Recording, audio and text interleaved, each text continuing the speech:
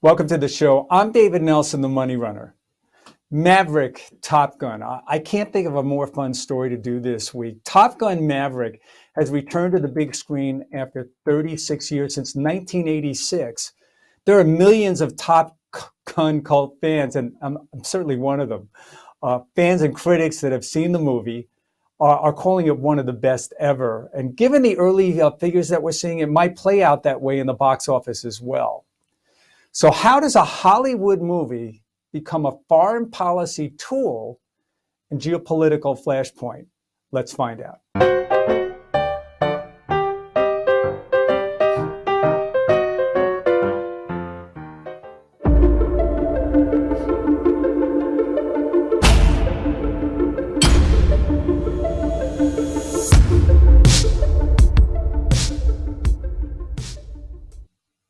Welcome back. For those of you who don't know, I'm a pilot. I've been flying since I was a kid. I got my license at 17. Around the same time, I got my driver's license, and I was pretty lucky. You know, my dad was a flight instructor, so it gave me a great opportunity. So I've been a fan of aviation and certainly military hardware, and certainly fan of movies like Top Gun since I was a kid. You know, I think the rest of the world looks to the United States in part because of our pop culture. And I get it, we're a global society, or at least we were at some point. And I think they look at us and they kind of want to mimic that pop culture. And that's why movies like this are played throughout the world. So let's get right to the heart of the controversy. What happened here, and how did Top Gun become such a geopolitical threat to some? Have to go back to 2019. Apparently, in the early releases of the trailer, you got to remember, this was a movie that's been sitting on the shelf for almost 2 years, in part because of COVID, and it's just been released now. But in those early releases, some fans noticed that gone were the original Taiwanese flag and Japanese flag that some saw on that original 1986 bomber jacket that we saw in the original release. Let's show that right there.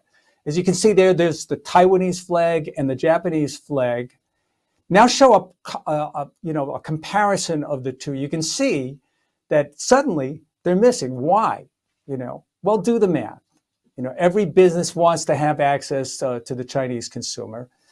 And, someone at Paramount, likely an executive, did the math, and they made the call and had those flags removed, so as not to run afoul of China's censors. Look, even our own president, Joe Biden, has tried to come out in support of Taiwan, but that was very quickly walked back by some in his administration, even his own State Department. So suddenly, we have this change of heart at Paramount. The most recent release shows the flags are back on.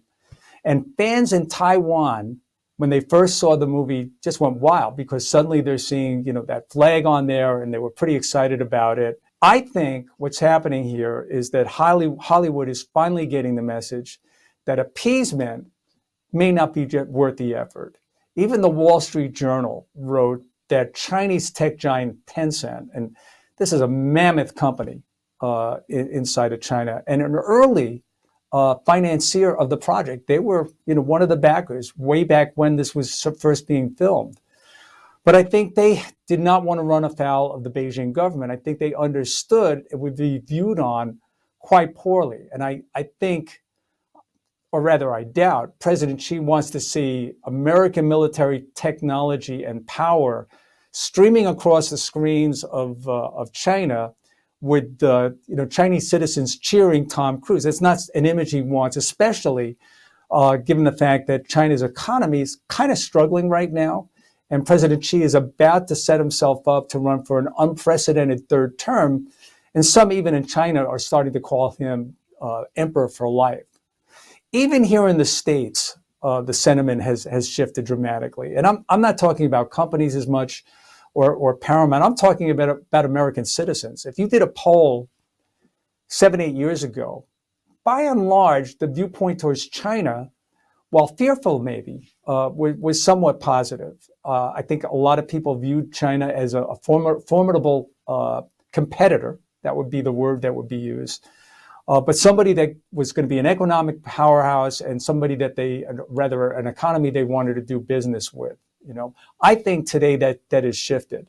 The theft of intellectual property is really well understood at this point. And I think a lot of Americans understand that China is an adversary in every sense of the word, certainly from a trade standpoint, foreign policy, and someday perhaps even militarily. CEOs have a role in this as well. And I think American CEOs seemingly have no trouble signaling when they see something wrong in the United States. We've seen Bob Chapek at Disney, CEO, in the controversy concerning Florida law. When Major League Baseball pulled out of, I believe it was Georgia, over controversy there, certainly legislation. Controversy surrounding Intel as well. Intel recently published an annual letter. And in that annual letter, they put a letter out to their suppliers. And in part, it read the following. They're required to ensure that its supply chain does not use any labor or source goods or services from the Xinjiang region of China, following restrictions imposed by multiple governments. Well, it didn't take long, and likely a phone call was made. Intel CEO Pat Gelsinger was very quick to defend his company's decision to backtrack on that very statement. So what's it about? Why did he do that? Why did he backtrack? It's about money, all right? And it doesn't take a genius to figure that out. I've been an analyst for about 25 years, running money on Wall Street. And all you have to do is look at the income statement of Intel. And you can see that about 26% of Intel's revenue comes from mainland China. Let's take a look at the NBA. The NBA has made significant strides in recent years in expanding their franchise, and principally in China. I could be wrong on this, but I think approximately 10% of NBA revenue in one way or another is tied to China. And some of their stars are just heroes across that continent.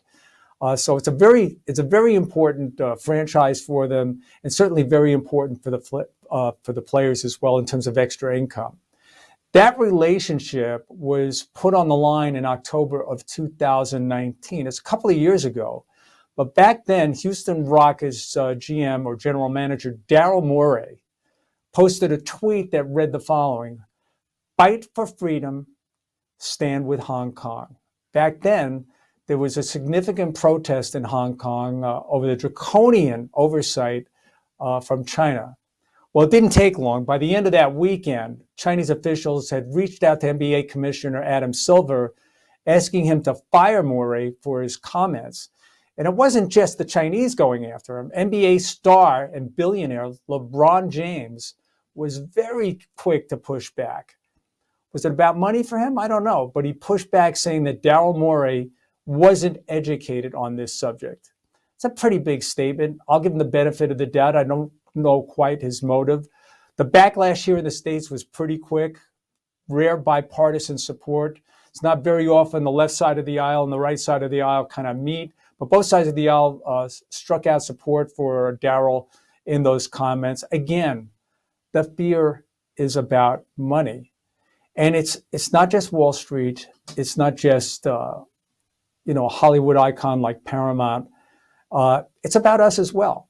We all seem to have a backbone in fighting out for what we believe in until it comes down to money. All right. And I confess guilty as charged. I can bet there have been several times in my career I've been forced to backtrack and maybe, sacrifice my principles for fear of a loss of income. I've got a family to protect. You've got a family to protect. Think about that. I think in the end, Paramount's decision may have a lot less to do with standing up for America and what we believe here. I think in the end, it may be something else. I think in the end, they finally realized that this was a movie that was likely not going to show up on Chinese screens. We talked about the reasons why. And it's very easy to have a backbone when there's no revenue at risk. Nothing was going to change there. And by the way, that infamous tweet from Rockets GM Morey, that was referred to as the tweet heard round the world. Well, guess what? It wasn't heard in China. Their social media is very heavily censored. Twitter and Facebook, they don't even show up in China, not allowed. So I doubt very much that very many people in China even saw that controversy. In the end, this comes down to freedom of speech, who has it and who doesn't. You know, free speech isn't just defending the right of people you agree with. You know, maybe the best line ever from a movie that I think that kind of makes this point was The American President, fictional President Andrew Shepard. I think it was played by Michael Douglas. He's standing there talking to a White House press corps, and he says the following: "You want free speech? Let's see you acknowledge a man whose words make your blood boil, who's standing center stage and advocating at the top of his lungs that which you would spend a lifetime opposing at the top of yours." Think about it. That's exactly what it is. That's it for me. If you enjoyed this show, please tell your friends about it. Please tell them about The Money Runner. I'll be back again next week. Thanks for joining. I'm David Nelson.